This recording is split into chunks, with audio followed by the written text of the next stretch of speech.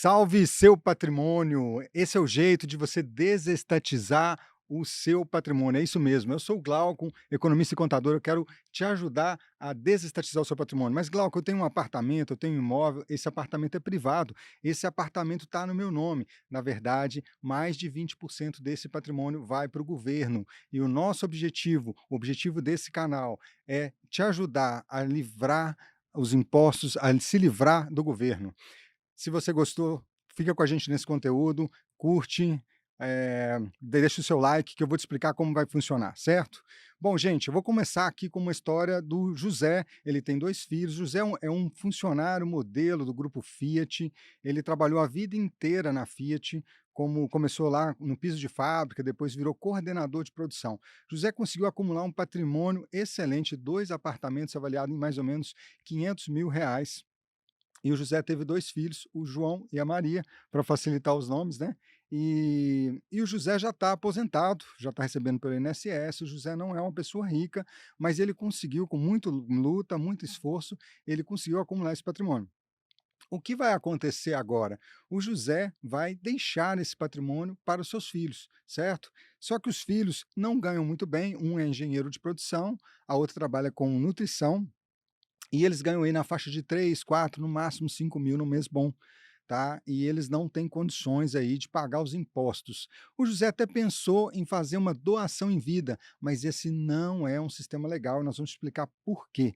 Eu quero que você continue nesse vídeo, que eu vou te explicar a forma correta de se fazer um planejamento patrimonial. E eu estou usando esse exemplo para que você entenda todas as regras do jogo. Tá? Muita gente quer fazer um planejamento patrimonial, quer organizar a parte de sucessão, mas não sabe como fazer. E nesse vídeo eu vou te explicar todos os detalhes, todos os macetes para você se organizar e não incorrer no maior sócio que pode se tornar aí, que é o governo, tá? Então vamos voltando para aquele exemplo lá. Então o José gostaria de organizar esse patrimônio, de deixar tudo ali alinhado. Mas ele não tem o dinheiro para fazer a doação em vida, e ele nos procurou para ver se ele poderia fazer a doação em vida. Só que se ele fizer a doação em vida, ele vai pagar os impostos, o ITCD, que é mais ou menos 4 a 5% no estado de Minas, e outros estados podem chegar até 8%, e além disso ele vai pagar 3% do ITBI. E o José não está confortável em tirar o dinheiro da sua aposentadoria para poder pagar esses impostos, que vai ficar aí uma grana aí em torno de mais de R$ 100.000 só para ele poder fazer isso. Bom, resultado, ele acaba deixando como está, e e a solução vai ficar para o José e para Maria quando eles, para o João e para Maria, quando eles receberem esse imóvel, tá? Então, gente, essa é a realidade da sociedade brasileira, essa é a realidade da classe média e também da classe média alta. Eles deixam para depois, estão sempre prorrogando esse planejamento patrimonial, e aí o bem vai ficar lá no nome do José para o resto da vida, e quando ele vier a faltar, os filhos vão perder de 20 até 40% desse patrimônio. Por quê? Porque os filhos não têm liquidez. Os filhos vão ter que vender os imóveis. Esses imóveis, voltando para esse exemplo, os imóveis são 2 imóveis, cada um vale 500.000, eles valem então mais ou menos R$ 1.000.000. Esses imóveis vão ter que ser vendidos rápido, são 500.000 para cada filho, um imóvel para cada filho, nesse nosso caso hipotético. Então você imagina, ele vai vender, para vender rápido, ele, em vez de valer, ele vale 500.000, em vez de vender por 500.000, vai vender por R$ 400.000 ou 450 numa boa venda, ou seja, vai perder de 10 até 20% do patrimônio. Depois, quando a gente começar a calcular todos os impostos que incidem sobre esse imóvel, só para você ter uma ideia, vão ser 4% aqui no estado de Minas Gerais para o ITCMD. Então, só aí vai uma mordida grande. Depois a gente tem mais 3% de TBI, veja bem. E depois a gente tem 15%, até 15% do ganho de capital. E aqui tem a pegadinha que todo mundo toma um susto quando chega lá o imposto para pagar. De 10 a 15% do ganho de capital. O que que isso vai dar, gente? O que que isso vai dar? Vamos supor, esse imóvel aí foi comprado lá atrás, há mais de 10 anos. Então, ele estava avaliado na declaração do imposto de renda por mais ou menos 150.000, tá? E ele vai ser vendido por 450. Então, a gente tem R$ 300.000. Esse é o ganho de capital. Ou seja, vai incidir o imposto de renda sobre essa diferença. Então, pasmem, vai ser aí mais ou menos, vai ser mais de 330, mais ou menos R$ 45.000 de imposto para o ganho de capital, tá? Então, se você somar tudo, vai ficar em mais ou menos 100, R$ 150.000 o inventário. E fora que isso tem que ir para a justiça, isso vai ter que fazer, esse inventário, se estiver menor, então é mais complicado ainda. Pode ser feito via carta horária, mas vai precisar de um advogado para assinar. Então, ou seja, tem mais os honorários de um advogado para assinar a minuta ali e para fazer esse inventário, para transitar esse patrimônio. Então, gente, a gente está falando aí de uma perda de mais ou menos 200 a 300 mil reais de um patrimônio que o senhor José juntou a vida inteira e quis deixar para os filhos. E talvez você não saiba, essa é a realidade da maioria dos brasileiros.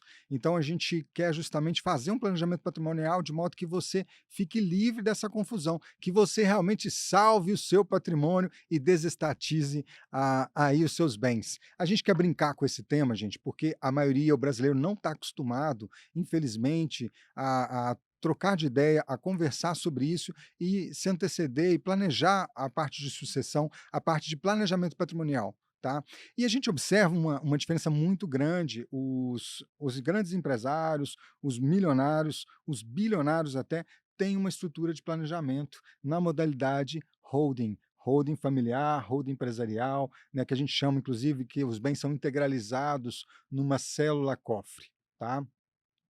Então isso faz uma grande diferença quando você, faz um planejamento. E aí todo mundo pensa assim: "Ah, Glauco, mas isso é só para uma pessoa, muito milionária". Não, esse planejamento está acessível para você que tem a partir de R$ 1.000.000 de patrimônio. Sim, você pode ter acesso a esse planejamento, você pode entender um pouquinho mais, e se você está curtindo esse vídeo, está comigo até agora, deixe seu like, curta esse vídeo, compartilhe esse conteúdo, porque eu vou te mostrar agora a regra do jogo. É isso mesmo. O que acontece é que a maioria de nós não sabe como fazer essa atividade, tá? E eu me especializei já há mais de 7 anos atendendo famílias, eu me especializei na parte de planejamento sucessório, na parte de planejamento patrimonial da família. Para quê? Para atender diversas famílias e ajudar vocês a não incorrerem em 3 erros graves. O primeiro deles é que geralmente quando o pai falece, o patriarca, a matriarca falecem, isso tem que ir para inventário, e é muito difícil, incorrer em inventário. Então inventário sempre é moroso, depende da justiça, imagina todos os seus bens dependendo da assinatura de um juiz.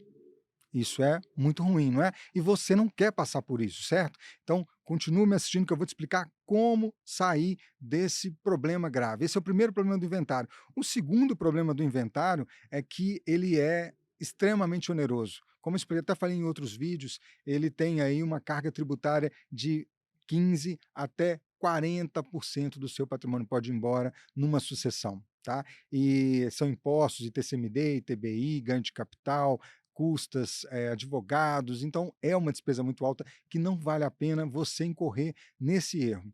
E o terceiro motivo e é o mais grave de todos, são as brigas familiares. Discussões do patrimônio, quem fica com parte daquela fazenda, quem fica com a empresa, quem fica na posse dos negócios, e a gente tem uma incidência muito grande no inventário de mais de 50% de brigas judiciais ou discussões ou não concordância, especialmente porque a gente vive numa sociedade de tabu.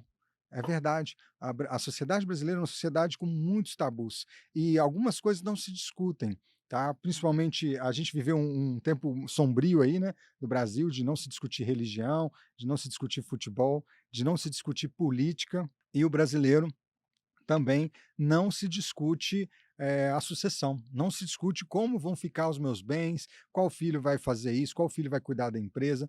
Então esse é um tabu muito grande que a gente precisa quebrar. E é muito interessante quando a gente começa a conversar com as famílias sobre o planejamento patrimonial, isso dá um incômodo deles se mexerem na cadeira, assim, deles ficarem, super coça-cabeça e começa a ficar aquela posição de defesa mesmo, né, porque esse é um tema que incomoda emocionalmente.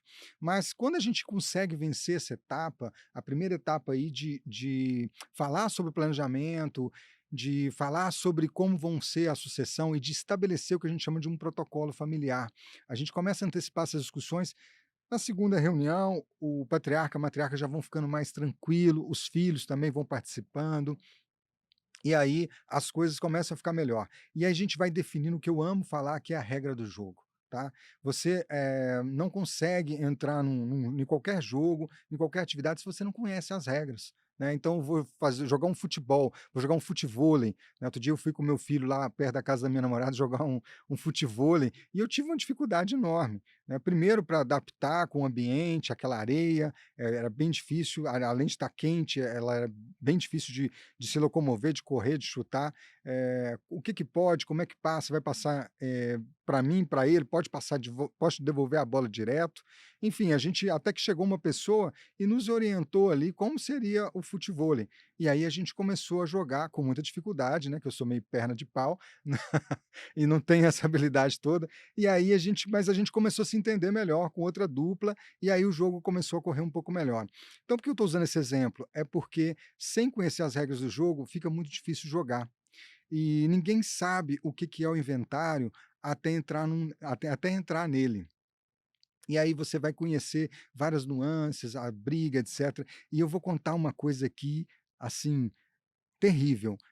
Ao mesmo tempo, eu vou te entregar uma chave de muita sabedoria, que é o seguinte: você não conhece ninguém de verdade, é uma máxima isso, tá? Você não conhece ninguém de verdade até você viver um inventário com essa pessoa.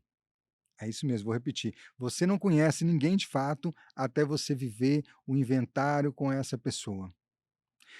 Depois que você vive o inventário com essa pessoa, você pode realmente confiar nela, porque quando você tem um patrimônio mais significativo, ou a família recebe um patrimônio mais significativo, entra poder, dinheiro, emoções muito fortes, né, da família, então vem todo esse emaranhado de emoções, de relações familiares, de quem o pai queria, de quem a mãe queria realmente no negócio, é o poder e o dinheiro. E muitas das vezes, tá, o poder e o dinheiro sobe a cabeça, e aí você vê as famílias degladiando, brigando, e aí é muito ruim. Então, voltando ao meu exemplo, como eu estava falando, é muito importante conhecer as regras do jogo. E as regras são simples. Precisa-se de um especialista em planejamento patrimonial para você não incorrer em todos esses erros, para você não herdar esses três problemas, especialmente que eu falei, que são as brigas familiares. E eu vou trazer para você aqui agora, outro dado de uma pesquisa, eu não sei se você sabe, mas muitos casais estão no segundo casamento. Muitos já se divorciaram, já tiveram filhos na primeira relação, têm filhos no segundo casamento. E quando existe o instituto do segundo casamento, a chance de briga judicial do primeiro com o segundo casamento, entre os filhos do primeiro e do segundo casamento, aumenta em mais de 70%. Então esse é um dado crítico que a gente traz ao longo dos atendimentos que a gente faz de planejamento, patrimonial e também planejamento financeiro familiar, a gente vai vendo essas histórias. E você já deve ter ouvido pelo menos uma história de brigas que destruíram famílias. Se você já ouviu alguma história, coloca só "sim" aqui no chat para mim, para a gente, conhecer um pouquinho mais, porque isso é muito comum. Às vezes tem o irmão que teve um cunhado que teve um problema grave, o seu pai teve na família dele, a sua prima, a sua mãe, enfim, várias pessoas já tiveram problemas graves com o inventário. Então a gente quer fugir justamente desses 3 problemas que eu falei. Primeiro, impostos. Primeiro, inventário. Segundo, impostos altíssimos que vão dilapidar o patrimônio. E terceiro, brigas familiares. Então, a gente vai trazer aqui justamente uma organização do planejamento patrimonial para você. E o que é o planejamento patrimonial? A gente traz uma premissa que é muito importante, é que você pode quem tem bens na pessoa, quem tem bens, quem não tem vida repetindo, quem não tem vida longa, quem não tem vida eterna não deveria ter bens no seu nome, tá. Então, o que é que a gente vai fazer? A gente vai justamente transferir esses bens da pessoa física para a pessoa jurídica. Ô Glauco, mas pode isso? Isso é perfeitamente possível, legal, tá. Inclusive tá no Código Civil e também na Constituição Federal. Eu posso utilizar os meus bens para constituir uma sociedade, para integralizar o capital numa sociedade, e ele é livre de impostos. Eu tenho imunidade de vários impostos, inclusive do ITBI e também do ITCD. E do ganho de capital, tá, gente? Que esses 3 são os 3 vilões aqui que a gente vai falar muito nesses vídeos, vai falar muito ao longo desse bate-papo, que esses são os 3 vilões que a gente quer evitar. Por isso a gente quer salvar o seu patrimônio, não deixe de curtir, de compartilhar esse vídeo, a gente quer salvar o seu patrimônio desses 3 vilões, que são o inventário, os impostos e as brigas familiares. E a gente tem um tripé de impostos que a gente vai realmente conseguir imunidade deles, que é o ITBI, o ITCMD e o ganho de capital. Esses 3 vilões, ó, vão embora no planejamento patrimonial adequado. Então, voltando, o que a gente vai fazer? Constituir uma célula cofre, a gente vai pegar esses bens da pessoa física e transferir para a pessoa jurídica. Por quê? Porque pessoa física morre, pessoa jurídica, CNPJ, não morre. Então, nós vamos pegar os bens da pessoa física, vamos integralizar na pessoa jurídica, vamos constituir aqui uma empresa, e você então vai ter imunidade desses 3 impostos já de cara. Mas eu preciso te falar uma coisa importante, como eu falei lá do exemplo, precisa-se ter um especialista para fazer isso, alguém que saiba juridicamente, seja um advogado, alguém que saiba tecnicamente, seja um contador, para fazer os lançamentos contábeis, para fazer a minuta e fazer todo o passo a passo para a constituição dessa holding, tá? Ela é relativamente simples, mas tem que saber jogar o jogo. Por quê? Se não fizer na regra certa, vai tomar o desenquadramento do ITBI, ou seja, a prefeitura vai te notificar, vai falar que você não tem imunidade, vai mandar pagar e vai multar ainda, tá? E aí vem a Receita Federal em cima e vai falar: olha, teve um ganho de capital aqui e você vai pagar esse ganho de capital. Então a gente quer fazer a coisa, precisa fazer a coisa bem feita, gente. E essa é a nossa especialidade, é trazer para você o planejamento patrimonial para você não incorrer nesses 3 vilões que eu falei, né, dos impostos, certo? Feito isso, a gente vai estruturar então o seu planejamento patrimonial e a gente vai transferir os bens. Agora vamos falar um pouquinho de outro tema. Bom, a gente precisa falar aqui sobre algumas coisas que podem acontecer com você sobre a falta do planejamento patrimonial. São 3 coisas graves e a terceira é muito grave. Eu sou Glauco, economista e contador, especialista em planejamento patrimonial, e eu sou do Salve Seu Patrimônio. Nosso objetivo é realmente salvar você da falta de planejamento, salvar você do governo, tá? E o nosso lema é: desestatize o seu patrimônio. Isso mesmo. Vamos começar a fazer o planejamento para você realmente desestatizar seu patrimônio. O que que acontece? O que que a gente quer fazer efetivamente com o planejamento patrimonial? A gente quer trazer para você uma solução que você vai ficar livre dos impostos, que você vai ficar livre do judiciário, do inventário, principalmente, que é muito oneroso, e livre das brigas judiciais. E para isso a gente vai estabelecer uma coisa fundamental, que é o protocolo familiar. Glauco, mas o que vem a ser esse protocolo familiar? O protocolo familiar nada mais é do que as regras do jogo. A gente já vai definir ali quais são as afinidades de cada filho, quais são as afinidades de cada herdeiro, quem vai ficar com a empresa, quem vai ficar com tal bem, quem vai administrar a fazenda. Nós vamos organizar isso num protocolo familiar e as regras do jogo ficam muito claras. Glauco, mas eu já estou mais velho, um filho meu está estudando medicina, o outro está lá fazendo belas artes ou fazendo história e não quer saber do negócio, ele só quer mexer com artesanato, enfim, está com cabelo grande e eles não querem atuar no meu negócio. Como eu vou planejar? Olha, o início do planejamento é muito importante e a gente vai sentar com esses 2 filhos também para entender como, no futuro, eles querem lidar com esse patrimônio ou, quais afinidades eles têm. E você pode estruturar a sua empresa de modo que tenha um administrador, de que tenham novos sócios também, para realmente já preparar essa sucessão. Vamos usar um outro exemplo aqui, que às vezes você tem um filho que atua com você na administração da sua empresa e outros 1 ou 2 filhos aqui nesse exemplo, um está fazendo história, outro está fazendo medicina, eles não querem interagir no negócio, eles não querem entrar no negócio. Bom, a gente não sabe, gente, mas quando acontece uma coisa que a maioria das famílias não está preparadas, quando cai a figura de um patriarca ou de uma matriarca que estão ali firme, segurando a família, a gente não entende as consequências que pode acontecer para toda a família.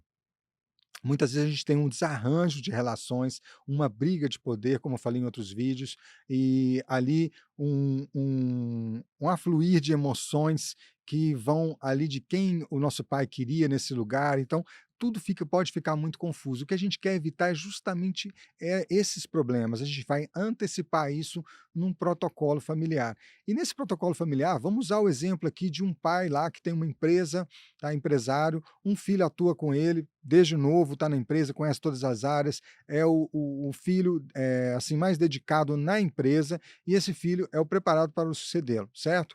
E outros 2 filhos, um é médico, o outro é professor, está estudando história, nesse nosso exemplo aqui, e eles não querem atuar no negócio.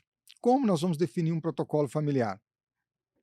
Sabe o que acontece na maioria das famílias quando isso não é discutido, quando ocorre a sucessão? Esse filho vai, assume a empresa e esse filho não concorda em compartilhar dividendos, enfim, ele começa a fazer também. Muitas vezes ele se torna um déspota, ou muitas vezes os filhos que estão fora da empresa não concordam dele simplesmente assumir também. E aí há uma judicialização dessas discussões, ou seja, inventário, briga na justiça. O que a gente quer evitar é justamente isso. Então, nesse exemplo, o que que a gente vai fazer? A gente vai chamar esses filhos para um bate-papo e nós vamos estabelecer o protocolo familiar.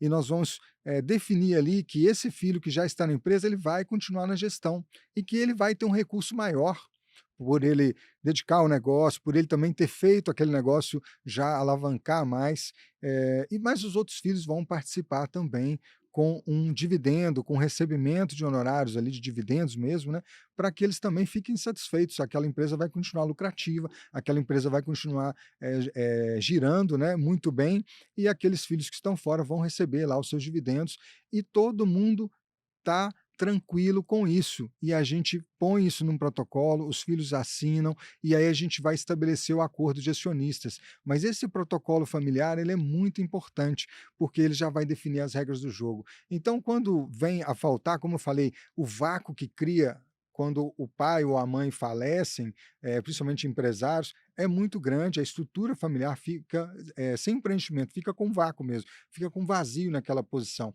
Então, a gente já vai anteceder isso e já vai definir aí quem vai substituir, como vai ficar as regras do jogo na empresa. E mais do que isso, gente, porque o momento do falecimento, da perda de um patriarca, de uma matriarca, já é um momento de muita dor emocional. E saber lidar com essas questões da empresa, do negócio, da sucessão, é muito complicado. Mas quando a gente faz o dever de casa, a gente define as regras do jogo antecipadamente, a gente não tem esse problema. Isso fica tudo muito organizado, tá? E isso evita, assim, muitos, muitos problemas. A gente tem vários exemplos disso, tá? Então, feito esse papel, a gente vai estruturar, a empresa e a gente vai estruturar os bens. E eu vou falar aqui para você um macete muito grande que quase ninguém que trabalha nesse segmento vai entregar essa chave para você, vai entregar esse segredo para você, e eu vou te revelar aqui agora. Eu não sei se você sabe, mas se a sua empresa, você tem sócios, pessoas físicas na sua empresa, a sua empresa está condenada a ser estatizada. É isso mesmo. A sua empresa está condenada a cair no inventário, a ir para o judiciário. E ela pode incorrer nos 3 erros que eu falei, ela vai sofrer inventário, ela vai sofrer os impostos muito severos e ela pode sofrer muitas brigas judiciais. Então, se você tem uma empresa, seja uma empresa limitada, seja uma empresa SA, seja uma empresa de médio, grande porte, não importa. Se você tem sócio pessoas físicas, não adianta, você vai ter que inventariar essas cotas ou essas ações. E isso vai para o judiciário, isso vai demandar um advogado, isso vai demandar briga de interesse, isso pode demandar uma avaliação de bens, uma avaliação patrimonial, uma avaliação dos prédios, da sede da empresa, de todos os bens, da geração de fluxo de caixa, enfim, isso está uma porta. Você que tem uma empresa e que tem pessoas físicas como sócios, você está com a porta aberta para o governo entrar na sua empresa, para ter uma auditoria, o que a gente chama de due diligence também, uma auditoria muito severa nas contas da sua empresa, avaliar os bens, avaliar prédio, carro, eh, caminhões, enfim, equipamentos, o que sua empresa tem de mais precioso, tudo vai ser avaliado.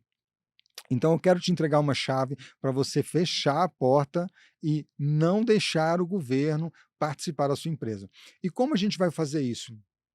Nós vamos estruturar para você que está me ouvindo, nós vamos estruturar uma holding familiar, uma célula cofre, nós vamos integralizar os seus bens, nós vamos constituir a sua holding e nós vamos criar uma holding controladora familiar. Uma dessas empresas vai se tornar sócia na sua empresa. E nesse arranjo, que precisa ser muito bem planejado para ter imunidade dos impostos, como eu expliquei em outros vídeos, como eu expliquei aqui nesse vídeo, ele precisa ser bem feito por um especialista advogado e contador, tá? Que eu tenho no meu time hoje, são pessoas muito gabaritadas e eu também entendo de todo o processo, porque já passei por isso na minha vida pessoal e também com vários, clientes, tá. Eu estou nesse mercado já há pelo menos 12 anos trabalhando com planejamento financeiro e também eu estou nesse mercado há 7 anos efetivamente trabalhando com famílias, discutindo essas questões de inventário, discutindo essas questões de planejamento financeiro e patrimonial, tá.